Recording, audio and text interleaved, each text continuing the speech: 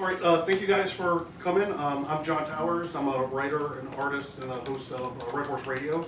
I'll be moderating the panel. And thanks to Chris for opening up Rickert and Beagle for us to do this. This panel is a discussion on witches, folklore, and Wicca. We're going to introduce the panel starting from this side. It's Kimberly, Bennett, Keene, Nick Noir, and my wife, Lord Rickert. Towers. Sorry, Towers. Lord Rickert Towers.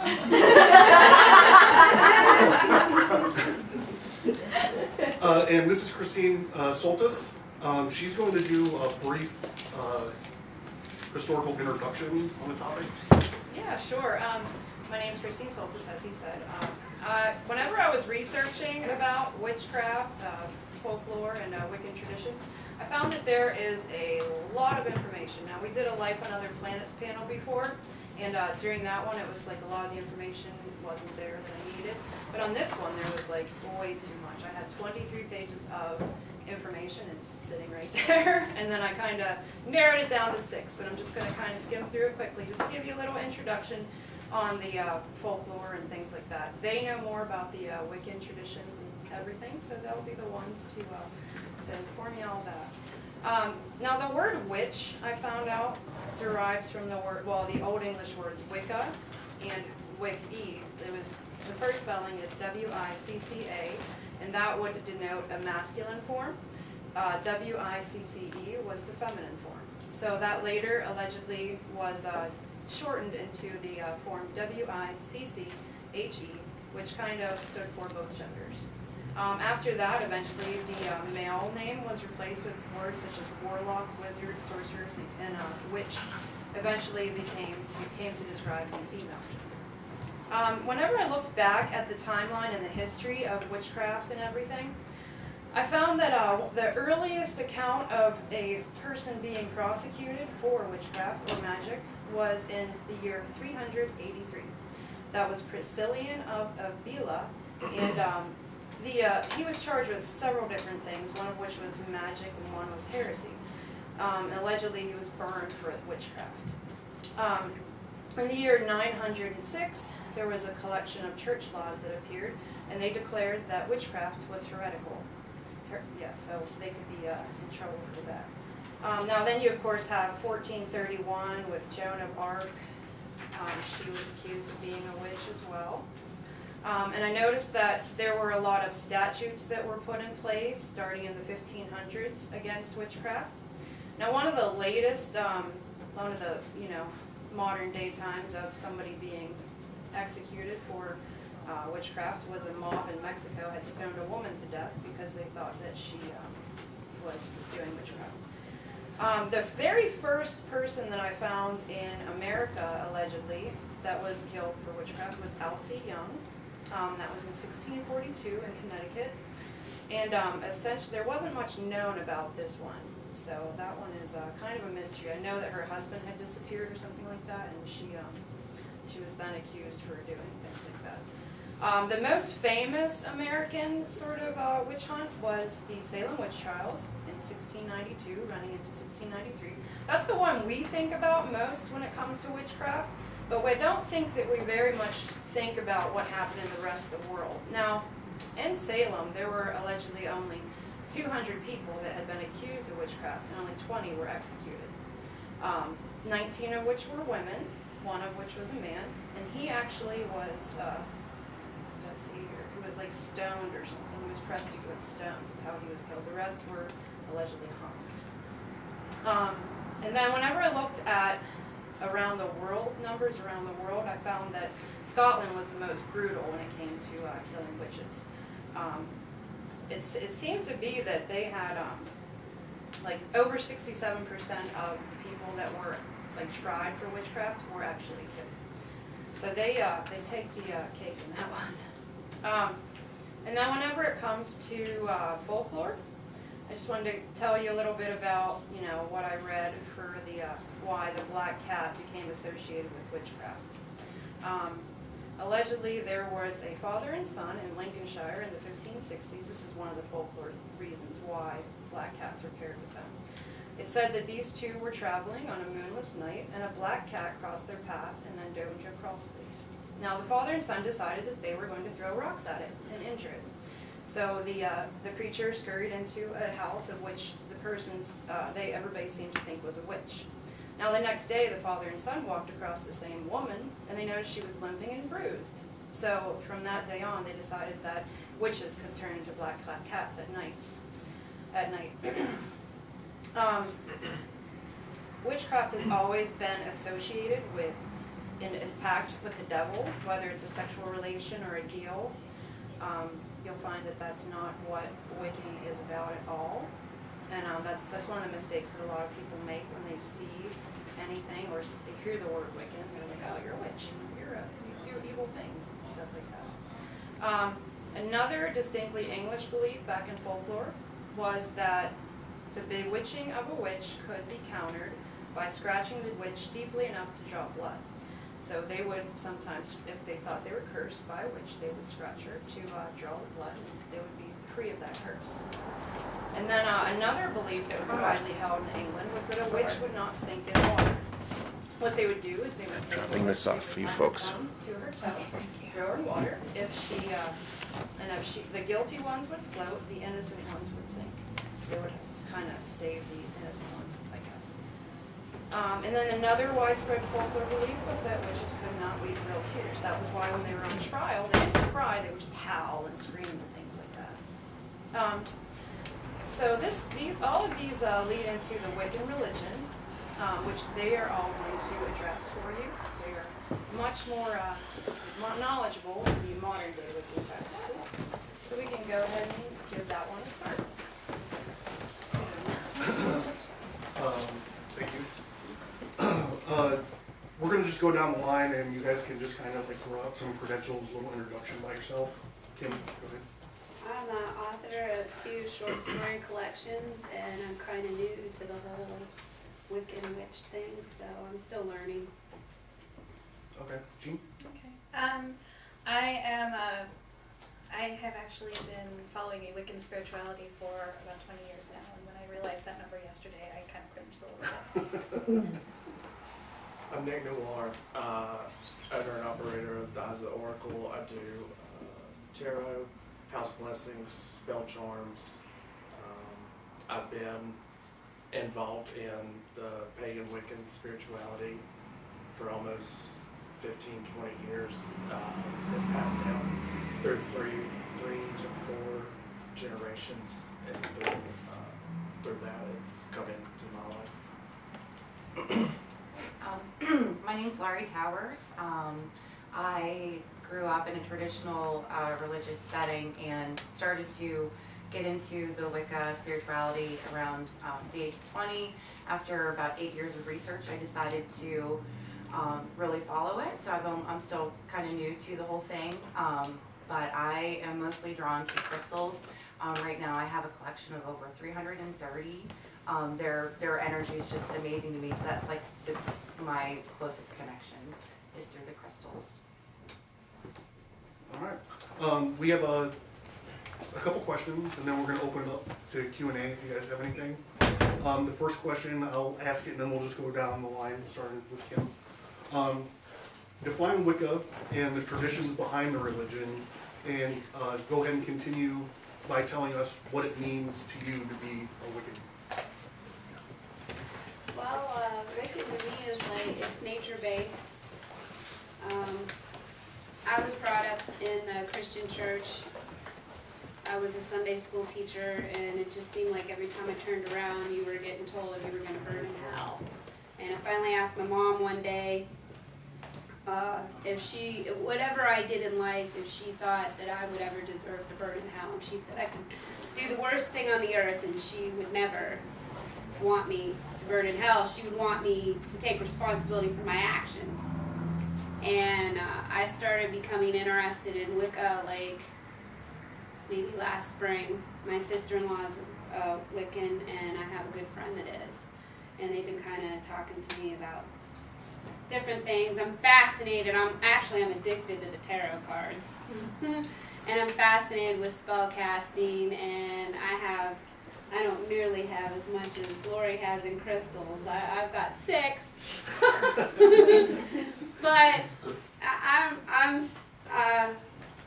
it's very intriguing, mysterious, exciting, magical. Okay. Yes, thank you very much. Jean, do you need me to reread the question? No, I think I got it. Thank you, though. As I said before, I discovered this particular path a long time ago.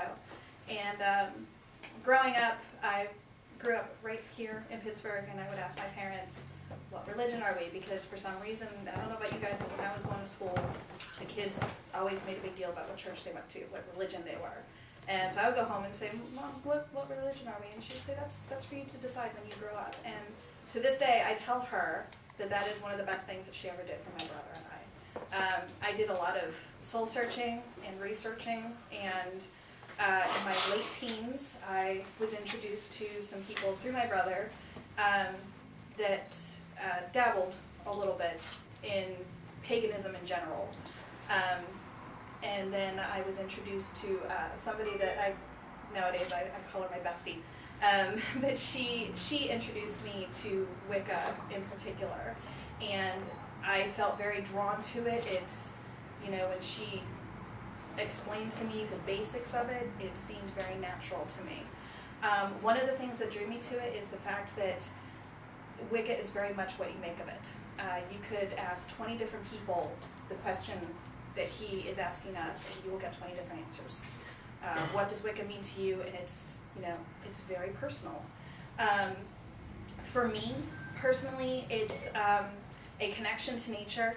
It is how everything is interconnected, everything is intertwined. Cycles, nature-based, and that's what drew me to it. Okay. Nick? What Wicca is to me, or in general, is an organic, earth-based spiritual practice based around the goddess and the horn god, which represent the sun and the moon. They also follows the Sabbaths, the moon cycles, and then it's basically the balance between masculine and feminine energy that creates and promotes peace and harmony with every living creature out there. What Wicca means to me is being 100% connected with your mind, body, and spirit, and being able to communicate with every living, breathing creature on this earth in a positive manner to move all of our existence forward. At a young age, I was thrown into many different churches, Baptist, Lutheran, Pentecostal. I was raised in North Carolina, so it was very heavy on religion and Christianity. We never really, in my house, we never spoke about religion because it was kind of understood that we were doing something way different than a lot of people were, as far as me and my mom goes. There's 3 generations that have been passed down to me. My great-great-great aunt lived in the hills of Black Mountains and talked to animals, bears. She was able to help her community by doing apothecary and herbalism to help kill any bacteria and diseases and stuff like that. And then it was passed down to my grandfather, who was a 33rd degree Mason that also practiced magic, was very down with being in touch with nature in a positive way. And then my mom was also a part of the Church of Wicca and took part in that since 1960, and then it was passed down to me probably around my teenage years as I was exploring other different religions other than Christianity, and I was able to grasp that knowledge and make it my own from that point until just about 3 years ago I moved up here and was actually able to embrace my spirituality as far as pagan, Wiccan, and I also have like a Native American background as well. So. Did you read the question? Yeah. Define Wicca and the traditions behind the religion. Continue by telling us what it means to you to be Wiccan. Okay, well, I absolutely agree with everybody that it is a nature-based and organic religion.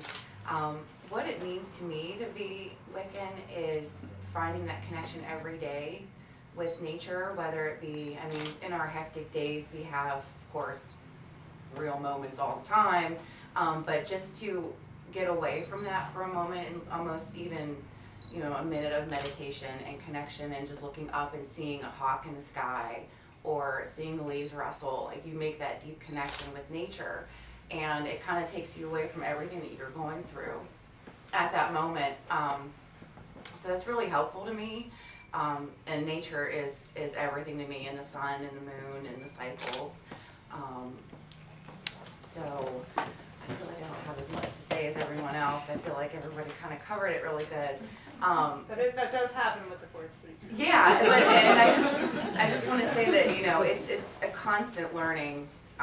You never stop. There's so many aspects to, you know, get into and learn about.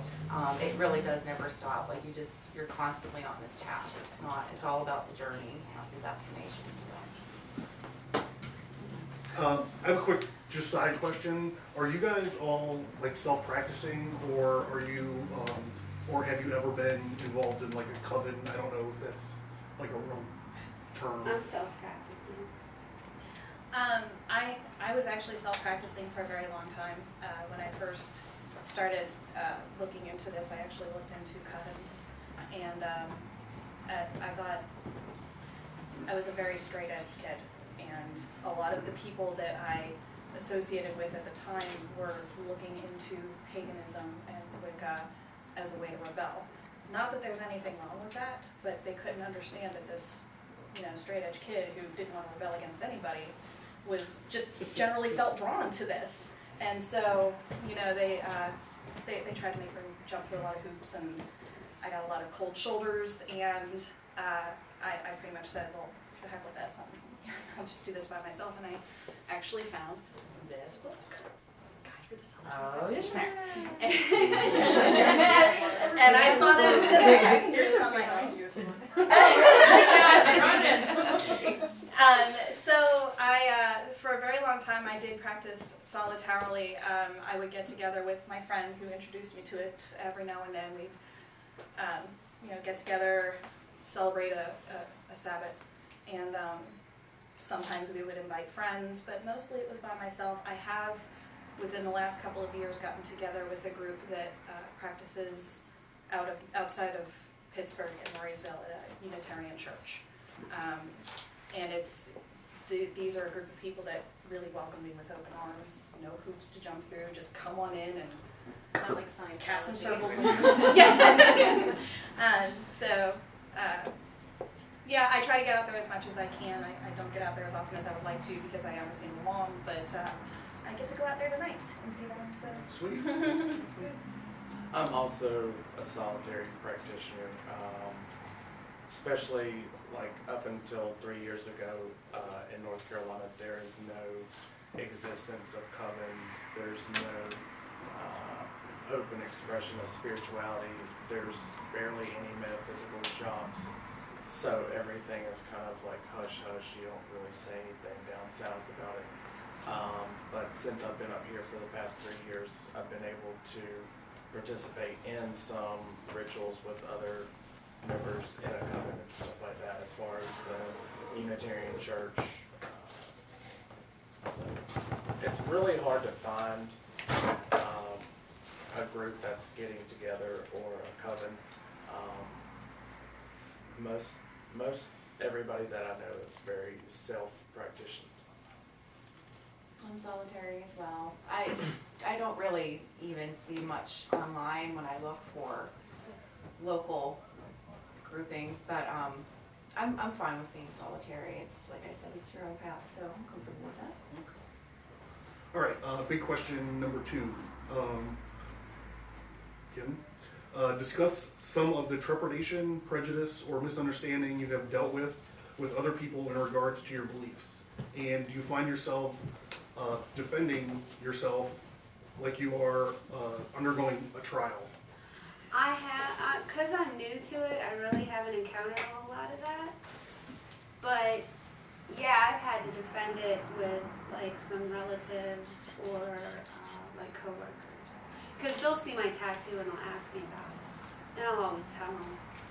And they're intrigued at first, but then they're like, Do they assume that it's like a pact "It's with the devil? bad." and things Yeah, like they that? assume it's. I'm like Satan. We don't believe in Satan. If you like attach a name to it, you give him power. So why would you give something like that power? He doesn't exist. La, la, la, la. But I do. I also want to throw in there from the first question. You said what it means to us to be Wiccan. I found a certain freedom in it, like I never felt with the Christian religion at all. It's not confining. The dogmas and stuff like that. Yeah, and as far as being a solitary witch, I prefer that compared to being in a coven, because I don't like organized. I like chaos. I want to do what I want when I want. I want to practice it how I want to practice it, because I don't have an altar. The only reason I would want an altar would be to do candle magic. Other than that, I don't have the little bell or the chalice, or I don't judge anybody on that. That's your decision, your path. Like Laurie mentioned, it's our own path. Organized, no. Jean, do you need me to reread this question? Yes, Yeah, I could went you totally please? off topic. Question number 2 is discuss some of the trepidation, prejudice, and misunderstanding that you've dealt with other people in regards to your beliefs. And do you find yourself defending your religion, or do you ever feel like you're under trial? Okay, kind of like Kimberly, I also get asked about my tattoo pretty regularly. Here you go, got it? One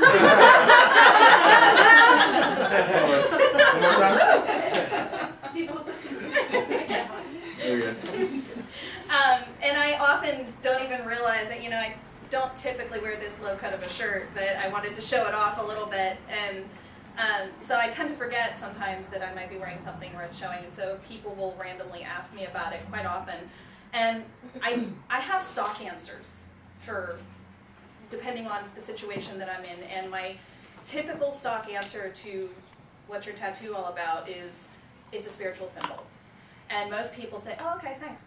And sometimes people want, well, what kind of spiritual symbol? And so then I tell them I'm Wiccan, and this is just one of the symbols that is, that is very common in that tradition and means different things to different people. And sometimes people will move along, okay, great. And then sometimes I'll get more questions. And every great once in a while, somebody will say, oh, so you worship the devil? No, I don't. I don't believe in the devil. I don't typically feel like I'm on trial. And most of the people that I talk to are pretty open to it. The only time yesterday morning when I was looking at these questions and deciding what to talk about, I would have said I don't really get any issues at all. But then I went to work out after I did that, and I have a gym membership at my local YMCA, which is I'm sure you guys all know, it's a Christian organization, but I am involved with them because it's a cheap membership, and they have good youth programs, youth sports programs, and they have a pool. And particularly the last two are very important to me. And so I go there and I like to get in the pool for a while and do some laps. And some of my suits do show my tattoo. And until yesterday, nobody has ever said anything to me about it. And technically somebody didn't say anything about it yesterday, but there's a lifeguard. And I was there during a particular lap time, and so the lifeguard likes to play her music, and I don't really pay attention to it because half the time my head's underwater. And so I popped my head out, and she said, oh, I just love Toby Mac. And I said, okay, is that who we're listening to here? She's, oh yeah, I just love him. I saw him in concert. Okay. My niece loves him too. Just loves him. 7 years old, gonna be 8. I said, you know, I'm gonna be honest with you. I've never heard of him before in my entire life. And she said, well, that's because he's Christian rock. And I said, well, that would explain it. And she just, you know, the conversation went on in this vein for several minutes, and finally I said, you know, I'm going to get back to what I was doing. Because she is, this lifeguard drives me nuts because she always wants to talk to you as soon as your head pops up into the water. And I get very focused on my workouts, and she just kept making these comments every time my head came up until finally I was like, you know what, I gotta go. And, you know, she might have just been making conversation, I don't know, but it felt a little bit like a little bit of an affront to me. And I thought it was funny considering I was thinking about this for this particular. But I have had another situation to kind of take away from that, and this is a quick story, I'm kind of taking up all the panel time here. A few years ago I lived in Houston, and I was waiting at a bus stop, and I was reading a book. And so I really needed that shirt up there, go to hell, I'm reading. So an older gentleman walked up to me, and he had some pamphlets. He was a Jehovah's Witness. And he said, do you have time to talk about God? And I gave him, again, my stock answer, which is, thank you, but I have my own beliefs. And he said, really, what are they? And I said, well, I'm a pagan, but I'm a Wiccan. Really, what's that? And we spent about 10 minutes, him asking me questions and me answering them. He never once talked to me about his religion. He simply asked questions about mine.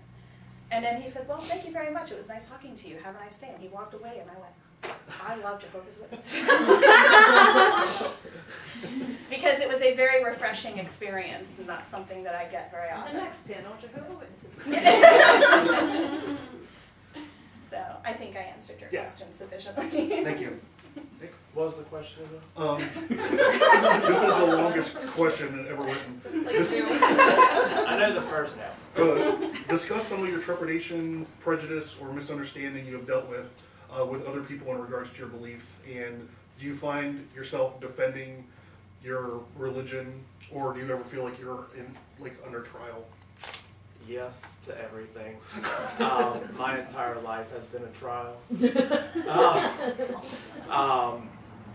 Since I can remember, probably like 4 or 5, being in a private school, I've never really had many friends, and at a young age, I was seeing what I thought were just my imaginary friends, but they were actually spirits, and communicating with them, and never really paid attention to how other kids acted around me, but reflecting now on it, I never really was a part of that group with the other children when we go out and play on field trips.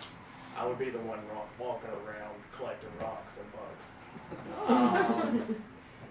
And then once I moved and went to another section of middle school and high school, when I was like 12, I was going through a lot of angsty teenage stuff. I was wearing all black, wearing makeup, listening to metal, and this is out in the woods in Concord, North Carolina.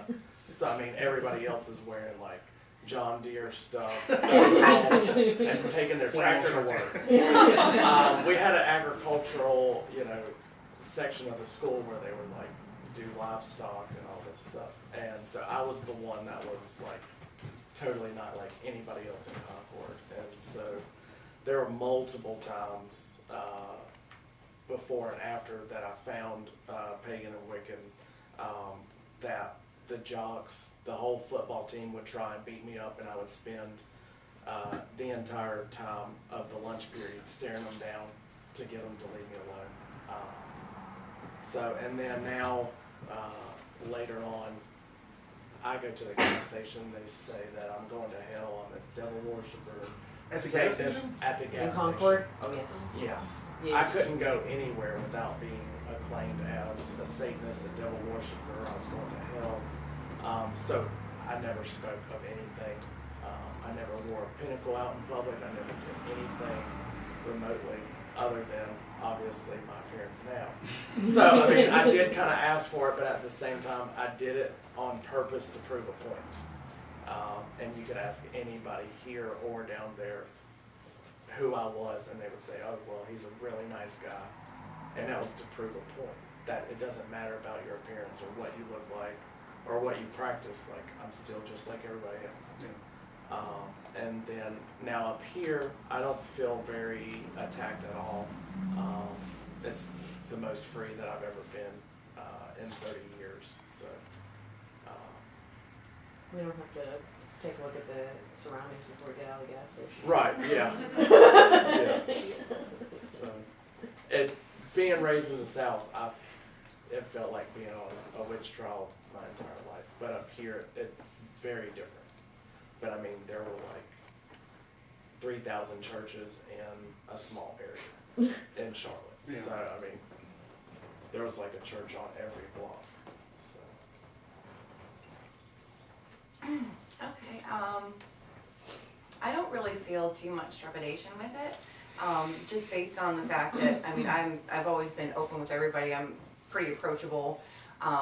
So when anybody does find out or they ask me about it, and I'm very open about it, they're more intrigued than anything. They're more willing to, or they're more apt to ask questions about it than pretty much put a label on me. But the people that don't really understand and maybe accuse or ask me if that's involved in any way with Satan, once I explain it to them, they did a 180. They didn't know anything about it maybe going into it. So whenever I tell them about the earth-based religion, they're like, wow, I had no idea. So I feel like anybody that does ask me, I'm more than happy to explain it if I can change someone's mind about going from the negative to the positive side of it, which is really what it is. So if I can change their mind and get them to see the right way, I feel like I did a good job. But not so much anymore does it seem like frowned upon for me. I mean, that's just my own experience. It seems like it's a lot more out there these days than it was maybe even 20 years ago. It's now accepted as a national religion, so that really helped too. Just a quick yes or no down the table. Do you guys feel like it's gaining more acceptance? Especially you guys that have been, doing it for so long. Yeah. Absolutely. Yes. I read that it's the second growing religion right behind Islam. But then I also read that you had to be initiated in to join it originally, but now you no longer have to. Have any of you heard of that, being initiated into it? That was one of my Have issues. any of you been initiated? I mean, Well, back when it started, you did have to be Yeah. initiated by a high priestess, and it was it was more high magic based, more ritual based. Now, with everybody being able to practice on their own scale, Yeah. the high magic has kind of fallen to the wayside, and it's a more everyday sort of thing, do at your own pace. Is that self-initiating? Yeah. Well, I mean, in a lot of books you'll read that the only way you can be considered quote unquote a witch is to initiate yourself into it or join a coven and be initiated into it. When you're dealing with being in a coven and high priests and all that, there is a full-on map out of how many years you do this, what you do, and what you do to achieve these certain increments of standards. I think it goes with the personal aspect of this particular path. Is I mean, that was one of my issues with covens, was that they wanted me to do this for a few years and then do this for a few years, and I'm like, can I just go to a ritual? Can I just call some corners? What? Come on. And I personally, I felt like I guess you could call it initiated when I had an experience during a ritual, and it was just a couple of years after I had, decided that this is what I believe, this is for me. So, again, I think it's just that personal nature of It's it. part of your own path, sort of. Exactly. This is the question number 3. Kim, take a few moments to further describe the difference between historical beliefs in witches and Wiccan tradition, and discuss the process of practicing spells, tarot readings, or any other intricate part that makes it a more unique religion. Alright, you're gonna have to keep me on track there. That's a mouthful, sir. Sorry. Alright, first section. Essentially, just the things that you do that are different. Like, for example, explain your tarot cards and stuff like that. Like, what do you do? What is this practice? What is the crystal? You know how Laurie had told us about how with the crystal. What do you do with these? Or have you attempted to cast any sort of spells or anything like that? Well, I was Just discussing like the altar that you were speaking about before. well, I was discussing with Laurie about the tarot cards and the candle magic or like, because I had recently had a breakup and I was doing a love spell to like get over it. To What did bring in you do for their love pos- spell? well, I lit a candle. I had a white one and I also lit a pink one for self-love. And I had like a little chant that I said, and in the moment it helped me to feel better, but I know I have to keep doing it over and over to keep reminding myself to bring in the positive and let the negative go so I can let the relationship go. And I also have my friend that's a Wiccan. She did an unbinding spell for me to help me out with that. Did you write any of these, or were they just pre-written? They were pre-written and I kind of adjusted them to me and my situation. Where did you find them too? The internet.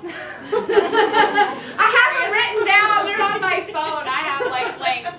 I have like a humongous amount of links. There's an app for that. There has to be. But the tarot cards, I'm really fascinated with how your energy can go into something like a card, like a deck of cards. But it does, because every time I've read my cards, it's been dead on point, and I'm like with the breakup, I'm like revenge fantasy city, man. I'm obsessing, I'm driving. All I got all day is to think, clench my ass cheeks together, and do Beagle. So, I'm like, I've got like obsessive compulsive stuff going on up here, and revenge, stabbings and like screwdrivers and Those tires. are good next stories for your next book. Yeah, lighting houses on fire. You're and veering into stuff my like territory. that. After I saw what your Sometimes mermaids that's do. about. And oh yes, and I just read my cards the other day, and they told me let go of the revenge fantasies. I'm like, what? Better listen. Dean, should I reread this? Or? I think I got it. Okay. I actually, I'm a dabbler, so I do a little bit of everything, or try to. I like to try stuff out. And I did try out tarot a few years ago, many years ago.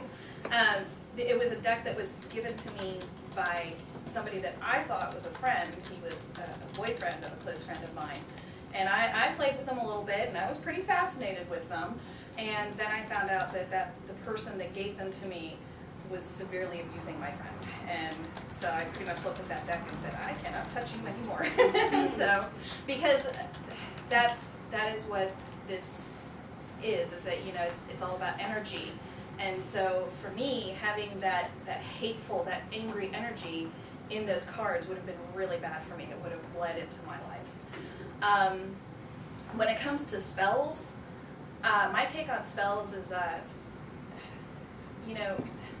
when you think about spells, when some people think about spells, they think, I'm going to turn Nick into a toad or something. Yeah. And that's not quite how they work. To me, spells are extremely psychological. And I think Kim kind of exemplified that by describing her love spell. You made this spell to break yourself free, and you put yourself into that mindset to let it go. And I think that is the power. I mean, that is a very powerful thing. I'm not trying to minimize it at all. That is the psychological nature of it is extremely powerful, in that it allows you to focus. One of my favorite parts of the rituals that I go to with the group that I'm with now is one of the ladies writes this long meditation. She sets out this scenario for you, and she gives you an opportunity to think about things, and to ponder on things, and it is so incredibly relaxing, and things will occur to me that just never occurred to me before. And to me, that is a type of spell casting. I dabble in rocks because I like to make jewelry. This is just something I put together, just random stuff. But I like to make jewelry depending on the properties that certain stones and gems will have. And I don't have nearly as many. Actually, I might, but they're like that big. I have a lot of teeny ones too, trust me. So I might have that many, but and I couldn't pick one out on here and tell you what it meant because there's so many and I need to look them up. I do a lot of herbal things. If there is an herb that is going to affect me physiologically in a certain beneficial way, I'm definitely going to use it. Did I answer your question? Yeah. Okay. What is it again? Why don't you talk about the process of practicing spells, your tarot card readings, or any other intricate part that makes it a unique religion? And you have things to show us too. Right. Well, first off, what I was going to say is spell casting, divination, tarot, meditation is all about focusing your subconscious and your conscious mind and bringing that energy into focused intent on a specific thing you want to manifest. That is the root of all of it. These are the original tarot cards that my mom passed down to me from when she did tarot for 20 years, from the time I was born until she gave them to me. I found tarot through her, and that was kind of the first thing that awoken the energy of enlightenment, of being able to counsel other people on their journeys and moving forward on their spiritual path in a non-direct form where it's not me saying it, it's communicating with mind, body, and spirit, and having spirit help guide them to where they're supposed to be. Also with crystals, doing energy work, doing crystal grids, doing Reiki, chakra work. It's all about focusing your mind and your intent and focusing and programming the stones to do what you want to do. I have probably at least the amount. I probably have the same amount of stones as you. Rock junkies. I used to be into other things like alcohol and stuff like that, and now I spend that money on rocks, and the energies all work very differently. And so I use crystals paired with herbs to make spell jars. This is sage and rose clearing water, and you can use that on yourself or in your house to do a cleansing. It's about banishing negative energy and filling your house back up with positive energy. This is a crystal wand that I've created. That's awesome. Through a deer antler and clear quartz. They're all single terminated, but the energy is going each way that the stones are set. I also have a business that is at the Oracle where I do house blessings. I can cleanse yourself and your auras of residual energy that other people have latched onto you from arguments, being upset, going through breakups.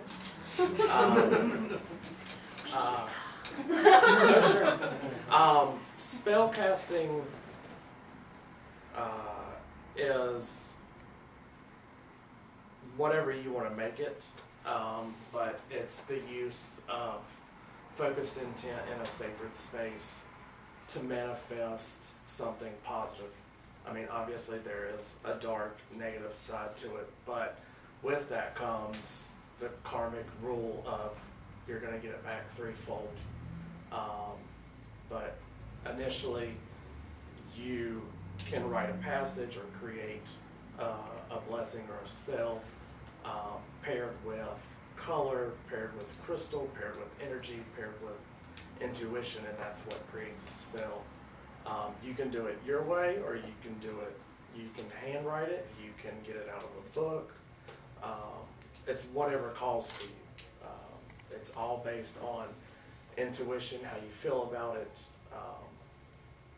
the reasons that we buy a specific stone or a specific watch is because it draws our interest and appeals to us in that manner.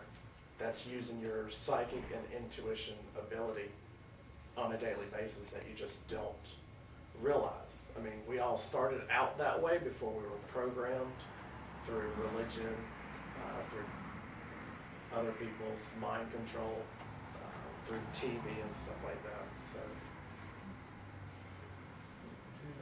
I mean, we all started, we're just regressing and going back to what we started with personally.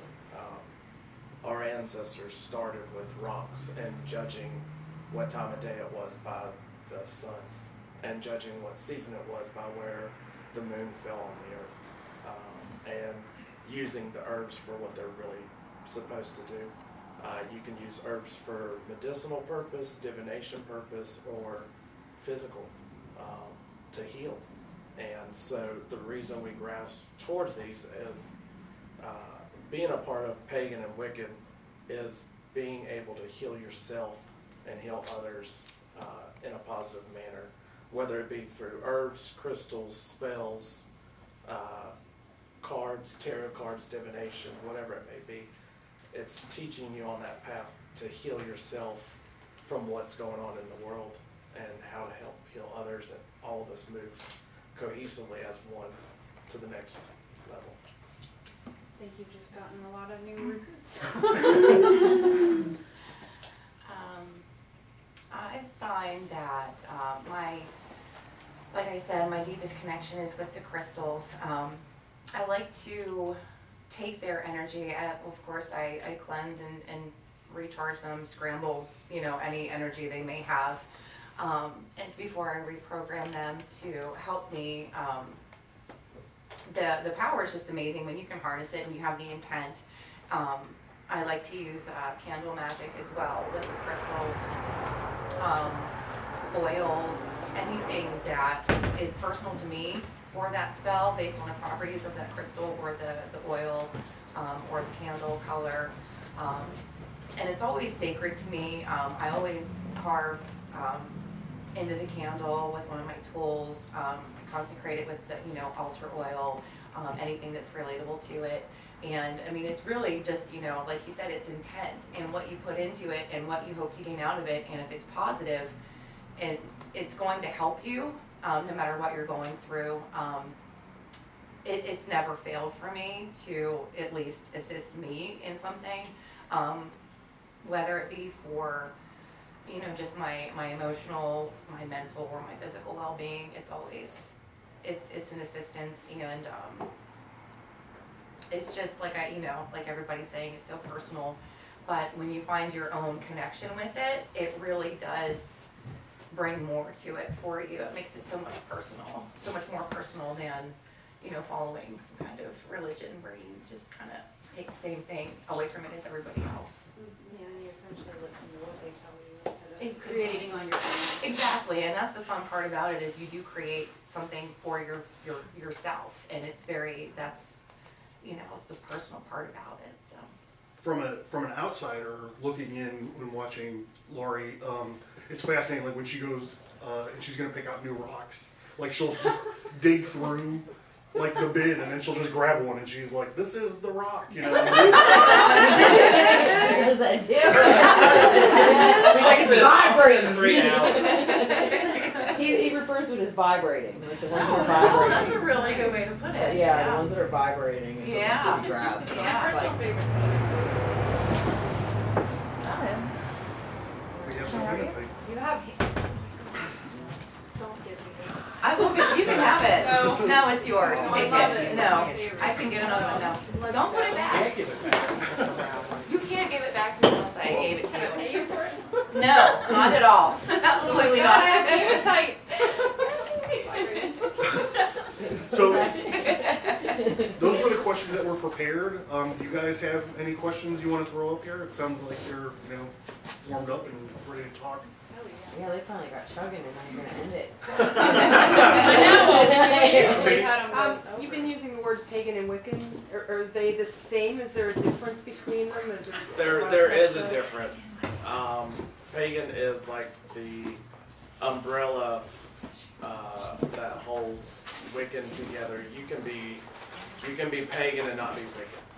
You can be Wiccan and not be a witch or a warlock. So there's different pieces of the pie of paganism. The way that I understand it, paganism is basically a plurality of deities. The technical definition for paganism is anything that is non-Judeo-Christian. And so that's a pretty broad term, and Wicca does fall within. It often describes nature-based religions as well. Anybody else have any questions? I have a question, which you may or may not want to answer. Anything beyond the natural and normal spells that you can tell us about? Anything sort of like a supernatural experience almost? I can tell you about how I. Anybody want to go there? Not in the. I mentioned a ritual where I see one felt right initiated, and it was a ritual that I was with my friend who introduced me to this, and another friend, and we were in that friend's apartment. We were living in Florida. It was a Beltane ritual, so it was early May. So in Tampa, Florida, that's, summer's pretty much there in early May. I lived in Tampa for a very long time and never once saw a firefly. I don't think they are naturally found down there, but after we were done, the typical part of the reward is after you're done, you take your remains. We did some burning, and I don't remember what the ritual itself was all about, but it was a rewarding one, obviously. So we took our remains in our cauldron, and we went outside. There was a retention pond in the back of the apartment. There's retention ponds everywhere in Florida. Half of that retention pond had turned into a wetland, which is very common down there. And so we took it to the non-wetland area, and we dumped the stuff into the pond. Completely safe stuff, not hurting anything. And as we were walking back, we walked past the wetland, and it was completely alight with fireflies. And like I said, had never seen them down there before and never saw them since. And it was just absolutely amazing. It's what I would definitely call a spiritual experience. What do you think? So what exactly do you think that their presence kind of signified? You know what? Beltane is about renewal. And thinking about some of the things that were going on in my life, I would say that definitely they were symbolizing renewal and open doors. And Fireflies actually symbolize rebirth. Spaceships. Very Mr. obsessed with Christine, fireflies. to bring I mean, fireflies could be related to aliens. Not saying, but just saying. But fireflies are rebirth, renewal, enlightenment. Well, it's fascinating. I was actually watching the last episode of Firefly I watched. I think it was like the 5th or 6th episode. Like really, because I just started watching this show. It came out in like 2002. And they like my third watching of it. Oh, I know. I don't watch TV that much. I'm always doing stuff. But like the 5th or 6th episode, they landed on this place where the girl, the estranged sister, I can't remember her name. They thought that she was a witch and they were getting ready to burn her. And it was right before the panel, and I was like, that is some weird timing. Synchronicity. Yeah. Any other questions? Well, how about this supernatural? Yeah. I knew there was something. Where to start? So 3 years ago, I had a premonition dream that I would move out of my house with my parents and move up north, and I would find the person I was supposed to be with. And obviously, I found her, and she had red hair in the dream and was short. So I moved 8 hours away from everything I ever knew to Pittsburgh, and we got a house, a 2-story house over on Dagmar in Beachview, and it was really weird. Probably the first year was really intense. It was a good example of residual attachment. It was a very good example of residual attachment and this house and the phases that we went through. The people that lived there before us were very angsty, they had a lot of fights, they had loud parties, they were very aggressive, and that energy was still in the house. On top of that, there were you mean IOU? 2 people that had passed away in the house. The previous owner that was established of the house because it was 100 years old. Her name was Agnes. We found out through research that she had fallen down the steps and was bedridden. Brief things that happened, we could smell dead flowers and perfume on the stairs. My girlfriend and our roommate both have felt like they have been almost shoved There's a gravitation down in the stairs. I mean, dangerous, like. Yeah. There had been multiple times that Kelly wasn't even in the house, and I've heard her calling me from upstairs, and she's not. There was a moment in time where I was being harassed by a black spirit in our bedroom that would come out at night and send me into sleep paralysis. I wasn't able to sleep very much. I was having these weird dreams and it coming at me in my dream. It was trying to cause problems and fights between me and her. It threw a mask 5 foot off a lampshade across the room one night while we were about to go to sleep. Turned all the gas on in the stove when we weren't home, when the dogs were there. It got to the point where we were reaching outside of our religion and calling someone we knew who was a demonologist and a member of the Catholic clergy to help us because it was so oppressive. And the strongest member of our household, the one who protects the whole household, and the strongest of faith in our household, was being oppressed. I mean, to the point where he was hearing things and just would have dreams where he could see me sleeping next to him, wasn't able to move, wasn't able to speak with this thing on his chest. Just truly, truly oppressive. And we had an oracle from the Catholic Church actually tell us exactly what was happening so we could pinpoint it because nobody could pinpoint what it was. And I collect a lot of bizarre antiques. I'm an antique collector, crazy medical, funerary, I'm into it. But with that, you don't know, we have a piece of morning lock. And it was found in a wall in a house, and we don't know who it belonged to. And she came into the house. And it was given as a gift, so it could have been that, because, it went from, okay, this crazy family lived here before us, for the first couple of months, and it's like, oh, this energy is kind of angsty into, like, okay, this is some serious shit that's, like, beyond our control at this point, and it's getting terrifying. Like, I'd never had paranormal experience, or anything like that and it was terrifying. You were afraid to go to the bathroom at night. And we had multiple people from multiple faiths helping us. We so now our home is open. I'm still uneasy in parts of our house. I'm uneasy on the stairs at night. If I go to the bathroom, I run past the stairwell. I don't even look at it. I run. And I quick step into the bathroom or just leap into the bathroom and try to immediately. And there's parts of our basement that I'm not comfortable with either.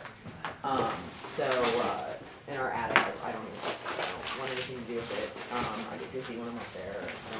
I don't like it. So, And So, since yeah. I moved up here, the energy up here is so intense compared to down south. Like, it took me 6 months to acclimate from having panic attacks and anxiety.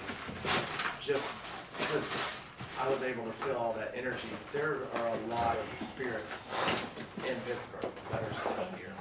A lot of wrong has happened where like South Hills Village Mall is on top of an Indian River. Like, I can't spend more than an hour in that mall.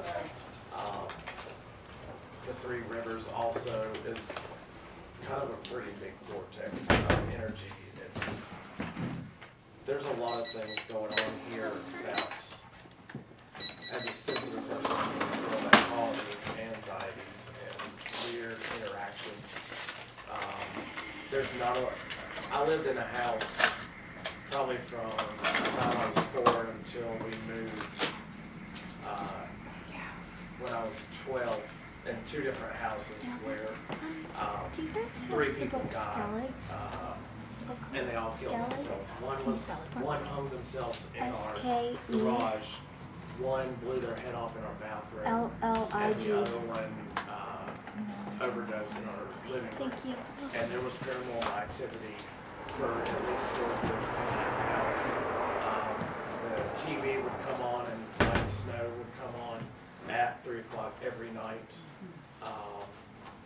I slept in one room in a corner, and then the bathroom where they blew their head off was, and then my brother was on the other side.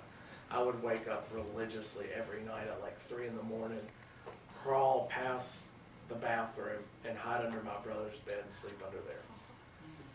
Come to find out after we moved, somebody had blown their head off in that bathroom, and I'd seen their face in the mirror when I was young. So yeah, he's like a sponge when it comes to like attachment. Like, we go out to the Grand Midway all the time, which is a historic haunted hotel in mid-state Pennsylvania. A friend of ours owns it. It's now a artist commune. It's like a magic safe haven, and he's turned it into a really artsy place, but all that stuff's still there. So, like, the first night we took him out there, it was like no sleep at all night. That's all he heard was things, people talking, people walking, like balls being bounced in the hallway. And everything that he heard were stories. Like, when he told people, you know, that lived there, they were like, actually, everything you described, somebody else has described prior to you. So, and that's one of the things when you're practicing a faith like this, and you're opening yourself up, and you're opening your energy up. You're making yourself like a sponge to take on everything, which is why cleansing is so very important, because you don't know what you are absorbing, because you're opening up, you know, things that most people keep closed, that most people turn a blind eye to and aren't, you know, it's just like they go through their daily life. I gotta go to work, I gotta get coffee, you know, like, I gotta, whereas, you know, people of this space seem to be a little bit more in tune with everything that's going on around them, which also puts you in some kind of, you know, psychic danger, in a sense, if you want to word it that way, without sounding like, Jeopardy. yeah, Harry Potter. I mean, it's for real. Like, there have been people that I've shaken their hand, and I just get flushed with heat, dizziness, lightheadedness, feel sick. That, to me, since I've experienced so much, I know that that person's got horrible energy. I do not want to be around them.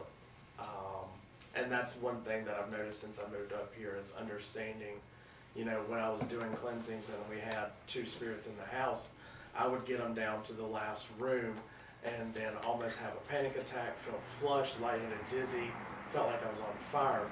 That is the spirit reacting to you trying to get rid of them. And through that, I had to understand and learn what's bad and what's good. And that's what you have to do. What you can handle and what you can't. Yeah. What can you handle and what you can't. And there was a point where, you know, the cleansings that I was doing on the house to keep these entities at bay or get rid of them or send them to the light weren't enough. And so I had to learn, okay, well, you know, this one was trying to interact with me and take over possession. Sorry. So I had to give up and say mercy and have the Catholic Church come in and help with that.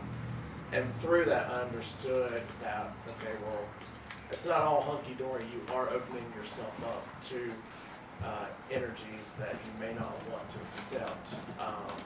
And then that comes into, you know, daily rituals of grounding, balancing, and shielding before I go out and do anything with anybody in the morning and at night. I ground, balance, and shield from negative energies. Do you have like protective sort of like stones that you place in certain places or anything like that? Oh, absolutely. There's Yeah, stones what in kind our of- cars. There are blessings and spells that I've done in our bedroom. There's rocks on every surface of our home for one reason. I carry I had a rocks rock in my with- underwear the other day. It's like, this is enough Because I had cramps, he was like, "What's this in your pants?" I'm like, "Alright." And I go to the bathroom later and realize rocks come rolling out. I'm like, "Oh yeah." How many people can say They're, that? I carry They're in my different car. stones Like, every I day. mean, they're everywhere. I've always, all of my jewelry that I have on is serving a purpose. Everything is intentional. Everything has been programmed, cleansed, and charged specifically for what I want it to do. And those are ways you can break up the energies and protect yourself as shields. Do you have any supernatural? You've heard me talk about this before. I mean, I've had experiences where I would hear certain things. Like I used to live in a funeral home on the second floor. I was going to school and working at a funeral home, mortuary school, and typically you live in the apartment on the second floor. Yeah. Well, this one night, my cat's walking around and she's my familiar, definitely, 100%. She's walking around looking at the ceiling, crawling down, and I'm just sitting there reading a book, and I hear a huge party. People are talking, people are walking around. It was incredible, and I just didn't feel any fear at all, because I knew it wasn't bad. But the most recent, like the big spiritual thing that I felt like I'm really close to is the moon. And I always ask John, I'm like, do you see the rainbow around the moon? That's because you're a Cancer too. I'm a Cancer as well, and I am telling you, I'm like, I see this huge, beautiful rainbow around the moon, and he's like, well, it's a little bit white around here. I'm like, oh my God, how can you not see this rainbow? So it's like always, I mean, especially when it's full. Of course, it's just so magical then, but that's like my main connection, you know, besides the crystals, is just, anytime I see the moon, I just stop and just stare. I get lost for quite some time and really Or is take her that in in. the backyard again, staring at the moon? I'm just kidding, she doesn't get lost. I don't get lost in the backyard. He does. Especially if you're not running around naked at 3 in the morning. You're like, I'm a werewolf. I'm a werewolf. We should next time we should do a panel, spouses of Wiccan. Yeah. This one time when I woke up at 3 a.m. to like Chelsea Wolf glaring at him standing over me with like a smudge stick and a feather, completely naked, and I'm just like, I have to work at 6 a.m. to turn this down. Her new album was awesome. I know that. Do you guys have any other questions? Yes, something you guys talked about. Okay. As a person that's been spiritually empty their entire life and has never felt anything whatsoever, is there a way to increase? Do you think is there a way to increase this awareness or to open oneself up to these? You have to fully let yourself open up spiritually, period. Like you have to open that door. I can't do it for you. I could give you these stones that I have right now that I've programmed with whatever. And I mean, if you're not going to feel it, you're not going to feel it. You have to manifest that. In my opinion, spirituality is a very, very personal thing. And so just like what Nick was saying, it's up to you. You have to open yourself up to it. That's honest enough. I was just saying, from a person that's sat in churches for many different denominations and owns copies of the Satanic Bible and Norse religion and the complete works of Scientology and the Hindu Bible and the Quran and all these things, I've never felt a thing from anything. Sometimes when you listen to the music at the concert, you find out you're tone deaf. I got what you were saying. That was awesome. I got it. Sometimes you just have to hear the right note. Yeah. Even silence is a note. And part of my own Frequencies, personal vibrations. beliefs is that, to me, there's one higher power.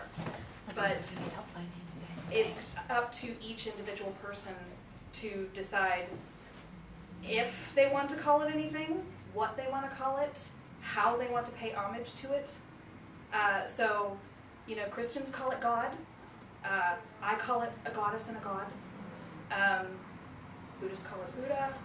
I mean, it's whatever works for you. Thank you. Because I mean, in the end, we're all doing the same thing cohesively to move us all forward to the next spot, which, whether it be raising your vibration, moving to another dimension, we're all cohesively trying to come back and share our vibrations and our energies that all of us have as one, worshiping whatever higher power spirit it is of many different names. Can I ask you a question? Sure. You said that you have all these books. So Mhm. you're obviously doing a lot of reading. Have you done any experiencing? Um, Have you gone to a ritual? Have you... no, see that's one of the that's one of the reasons I came to this today is because I love hearing these things from other people. Sometimes that's what it takes. And I hear all these things, and my mind naturally has a habit of going to there's a scientific explanation for this and that. Here's the thing. You can't explain magic, spirituality, spells, anything like that from an analytical point of view. But I've also Because never you done. have I've to always let I've always yourself tried go. to go to these places like going to the Moundsville prison, going to the Weston insane asylum. I went to Fall River, Massachusetts, the Lizzie Borden house, and everybody else around me is like, "Oh, I'm so frightened," and I nothing. It's nothing. Wall up. No, a You wall need up. to, you gotta Yeah. break those Yeah. walls Wall up. down. I'm like, I can be sitting there, just And if you're looking my Alice at it, Cooper makeup if on. you're looking at it from a more scientific point of view, I look at things very scientifically. And, Christine Yeah, and I we both have a went master's through. together. We have masters in science. Yeah. So I am very scientific, and for some reason I keep seeing this dichotomy between spirituality and science. But to me, they're intertwined. And in my opinion, things like magic and things like what Nick was saying, things that just can't be explained, I think they can be. We just don't know how.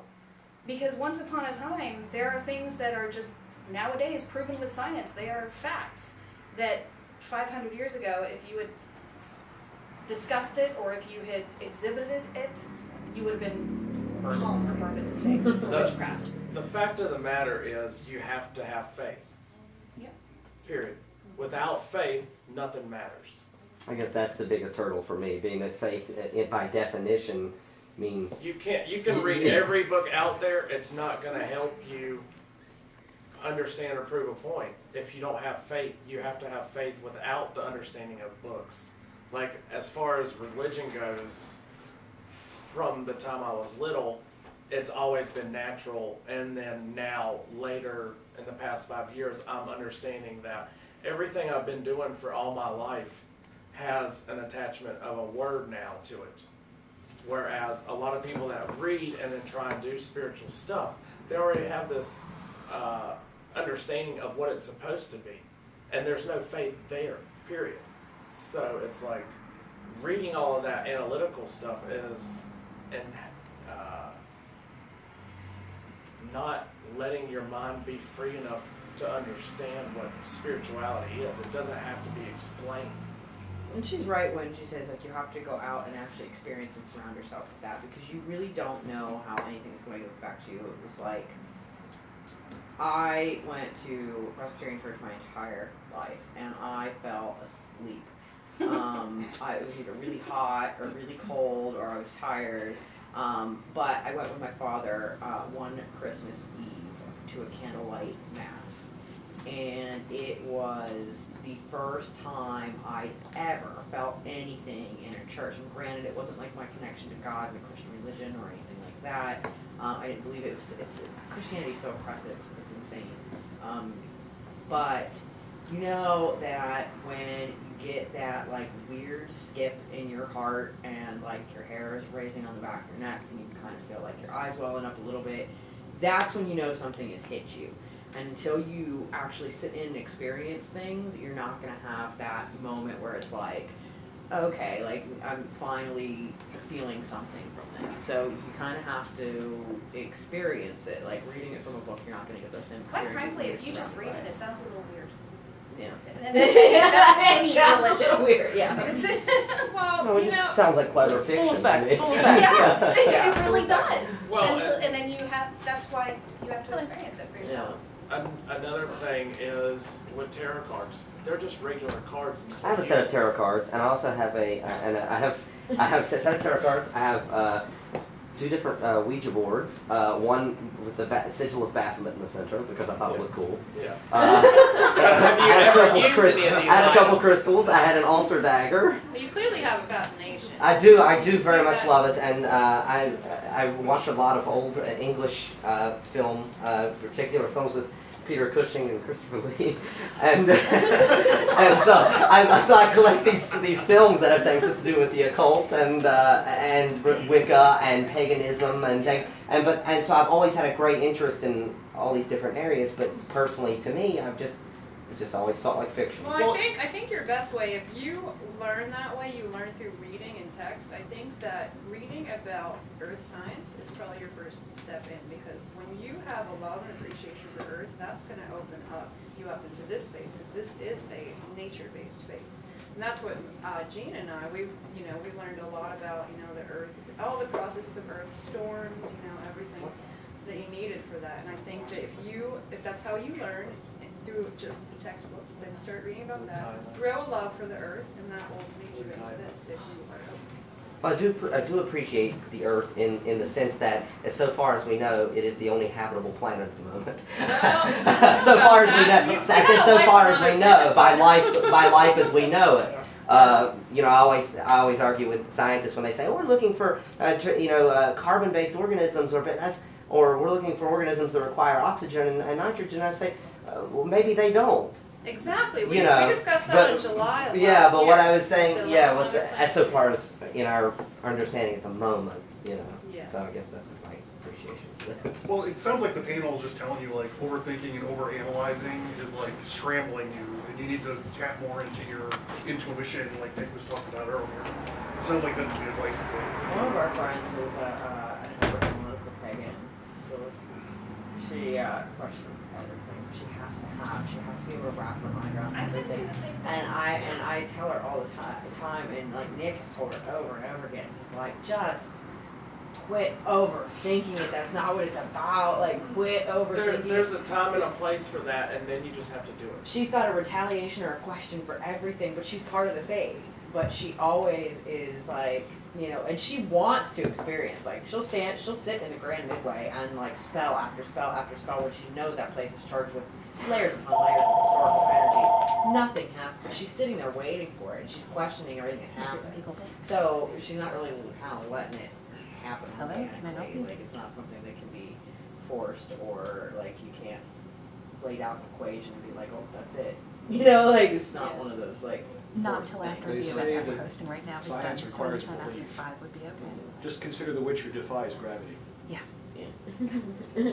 till 7. You have to believe in the gravity in order to defy it, yes? Yes. As above, so below. But the issue with that comes in is that Absolutely. gravity can be demonstrated and retested in front of someone, and that's why. How many times do we have to retest it in order to prove that it doesn't? Excuse me. It's called reduction by infinite, by exhaustion. Proof by exhaustion. If you keep dropping that apple, one of these days it's going to just sit there. I would love to see it sit there. But I mean, that's called proof by exhaustion. But you believe that every time you will let that apple go, that it loves the earth so much it'll go to it. No, it's based purely on evidence, the fact that one has seen it occur multiple It times. requires belief in order for science to function. That's true. Yeah. I mean, Yeah. that's But like I exactly said, right. without faith, there is no spiritual religion. If you have no faith, then you don't have it. There's no science without it. Somebody believed in something and then went into it and researched it and found the answer for it. You know, I mean, there has to be belief. There's belief everywhere. None of us would exist without it. You know what I mean? Like ants wouldn't exist unless somebody was like, I really believe that we should be. It's cold outside and I should have something on and we should do some research. If you as to how want make to the be bottom of us spiritual, warm. you have to manifest. You know, Like if you tell the universe, okay, I'm going to be spiritual and have faith, then you have to have that. And if you present the universe with that, the universe will give it right back to you. And being a wicked King Diamond impersonator is not going to get me there. Nope. No. Although it earns you cool points. There's no such thing as cool points. Karma's not going to be like, oh, well, Chris looked great today. We're getting the day off.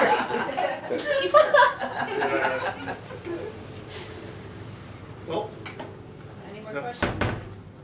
Mine's probably like an extension of something that might have already been asked, but a friend of mine who I've known for years, she's a Wiccan and everything. She actually brought up something how she is kind of like disturbed with how the faith is portrayed in a lot of entertainment, and I was just wondering what your thoughts were on that. Well, I read like 5 note cards about this. My entire life, people have said, oh, well, witches, they're ugly, they fly on brooms, they run around naked, they talk to animals, they have massive amounts of erotic sex and orgies, they worship the devil, they sacrifice goats. That's why I joined. This all sounds good.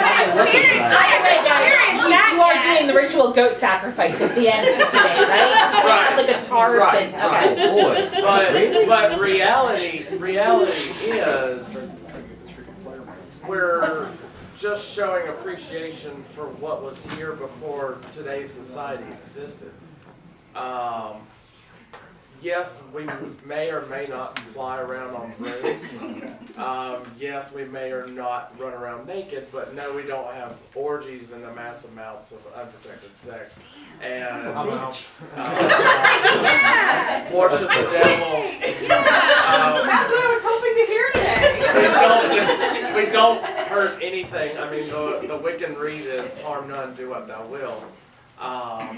We're not going to hurt anything. I mean, American Horror Story that just happened with Coven, the entire show is based on hurting somebody, killing somebody, sex, violence, everything that the Wiccan belief is not. Wiccan belief is about focused intent on love, protection for us and everybody else. It's funny because at the end of that show, the last people standing were all the good people that didn't do Except for anything Misty, wrong. I just Except for watched Misty. it. You know what? I'm so Some of us like you said at the beginning, though, it's this unfair blending of Christian. It's this unfair blending of Christian theology and paganism that causes the confusion. Well, no. It started with the Christian belief back in 1954 when Pope Gregory IX portrayed Wiccan and witchcraft as devil worshipping and as them being heretics to the Christian belief.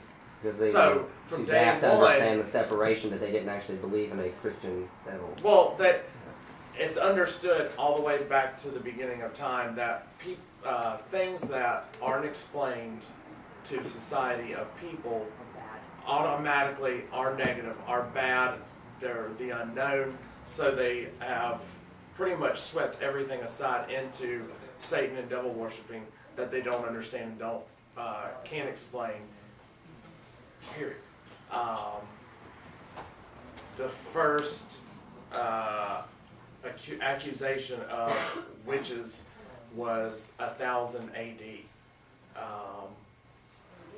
because of the church and calling it heretics, but in actuality, they just wanted to get rid of them from having competition from Christianity. Yeah, because they're ruling the church laws that called it heretical was like 40 years prior to that. Yeah. So, I mean, since the beginning of time, we have been squashed into this society of ugliness, desperation, of mass amounts of everything that's wrong with what a human should not be doing is been grouped into witchcraft, witches, devil worship, and Satanism. Yeah, I mean, look at the witch trials. Like, most of those people weren't actually practicing witches. They just did something that nobody understood. And they were like, oh, witch! Must be a witch. We gotta burn her. Like, I mean, that's just kind of like, I mean, people that used herbs to heal, they questioned that. You know, anybody that did anything outside of essentially science and understanding was, like, if there wasn't a firm understanding of what they were doing, like, for the example of the black cat, for instance. Like, I mean, she's limping, we threw rocks at her cat, so she must be a witch, you know, I mean, we don't get it, so it must be witchcraft. I mean, I read that in Scotland a black cat symbols good luck. And I was very happy about that being full-blood Scottish. So I have 2 black cats. Sadie, did you have a question? I did. Is there a general communal Wiccan view of the afterlife, or is that a personal thing? I know you talked about spirits and energy. What is the thought of what happens when you shed your mortal coil? I think that tends to be also a very personal thing. The general belief that I have read and heard about, and that I kind of believe in myself, is that we keep doing this mortal coil until we get things right, and then at some point we go on to what's called the summer life, which is like our version. So it's like a karmic wheel kind of. Yes. It's a reincarnation. And so you've heard people referred to, I'm sorry, you've heard people referred to as like old souls. I see these folks as people who have done this a time or two. Personally, I feel like I'm a new soul, because I feel like I just can't get it right. But I do feel, and that's why, you know, you might meet somebody and feel like, gosh, I feel like I've known you for my whole life, and it's, you know. So sort of like reincarnation. Past life. I was so, when I found out I was pregnant with my son, I was so excited, you know, just because of the obvious, yay, motherhood. But part of it was, I kept thinking of this life inside of me and going, who were you before? How did we know each other before? I can't wait to meet you again, you know? So how does that wash with your belief in spirits and all that stuff? Like, what makes some people hang around after they pass away, and what lets some people go on to get a new body? Karmically, I mean, each time around, because it goes through all the houses of the zodiac, you come back every time. And depending on in that zodiac house, you either are a new soul or an old soul. So each time you do this, you learn a lesson and you move forth. Right.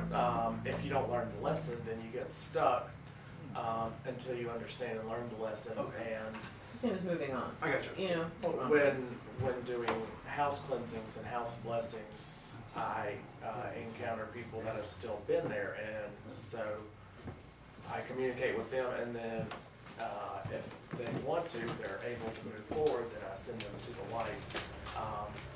You know, sometimes in a maze, when you're going through the maze and you find into a corner and you get stuck, you need help. Sometimes that happens just as well. It may be as simple as verbally communication from me to them of a lesson that just comes through my spiritual guides or spirit, whatever it may be, to tell them, and that sends them, you know, to the next time. Or they feel that they didn't finish what they were said to finish, and sometimes it just has to be like, listen, things happen too quickly, and you weren't able to finish it, and you gotta move on to the next one so that you can finish it there. Right. Like, you can't hang around because your physical energy. It's just energy. And next time you come back, you work on that problem again. I ran into a animal psychic. Came into my work one day, and I didn't know she was an animal psychic until I worked at a salon and on the front desk, and she got her hair cut and everything, came back out, and she was like, "Do you have a small dog?" I was like, "Yes, I do." She was like, "Okay." She's like, "It's gonna sound really crazy." She said, "But I'm actually a spiritual medium, and I specialize in animals."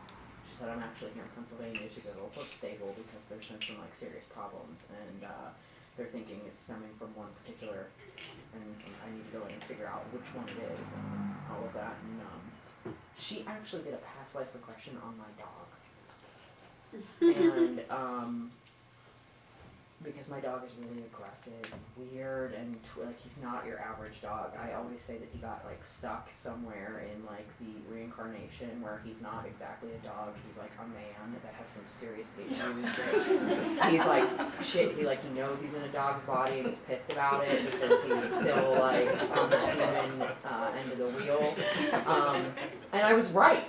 Like, I mean, she validated it. She didn't know me. She could tell me, she told me the color of my dog, the size of my dog, the issues with my dog, and I'd never met this woman. She'd never seen my dog ever.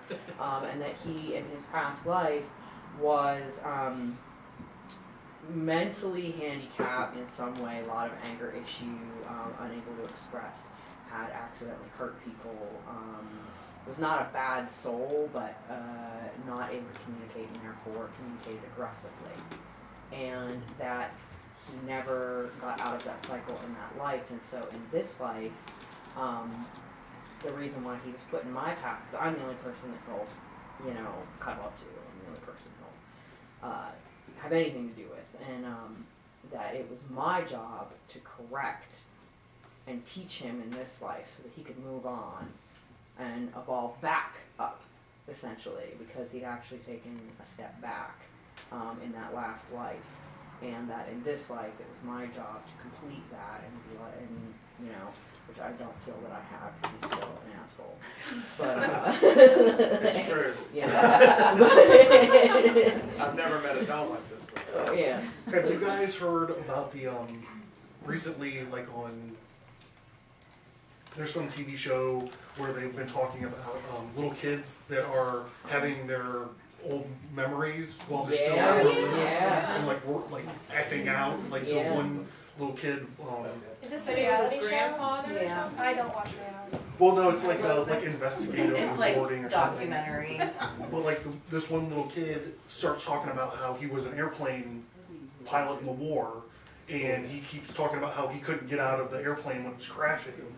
And the family took this and worked with him about all these details and stuff, and they actually found this soldier that he was back in World War II. I've seen that. It's crazy. It is creepy, accurate. Where they find pictures and stuff of They- these people. they call it- What is they this call called? it- And the kids are able to point out and be like, "That's me." Yeah, I've Yeah, seen I that. heard They about that. they called he had a still living daughter.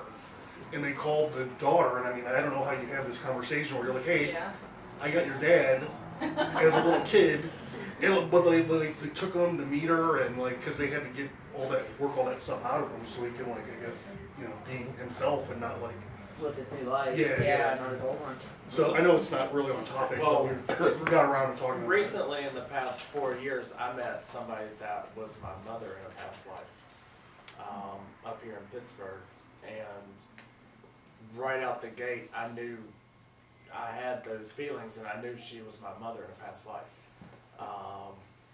My real mom is still back south, but as soon as I came up here and met her, I knew that she was my mother from a past life, and we talked and communicated about how I acted and how she acted in the past life, and why we were supposed to be set together with each other this time to fix that. Unfortunately, I don't know if we did, but so that was kind of neat as well. I'm on my first one. I never had those experiences, and I was 12 on my first go around. That's the thing. I feel like I've been doing this. I feel like I've been doing this for a while, and you can kind of simulate it by your zodiac. It somewhat could be true, it somewhat could not be. It's up to your interpretation. But as a Pisces, I've come almost full circle and done it almost 12 times, they say. I don't know if I have, but it does feel like I've done it a good bit. This isn't your first rodeo. Right. So. Does anyone else have anything? Any other questions? Well, I want to thank everyone for coming out, and thank Christine for getting this all together, and thank all the panelists for... Yeah, thank you everyone. Thank you, Chris. Wait, I have one final question. What will you all do when you're burning in hell? No. Just joking. All right. That was not Roast marshmallows. I was gonna say that. I'm just joking. We'll never be there because we don't know what hell it is. Why? I'm joking. Explorers.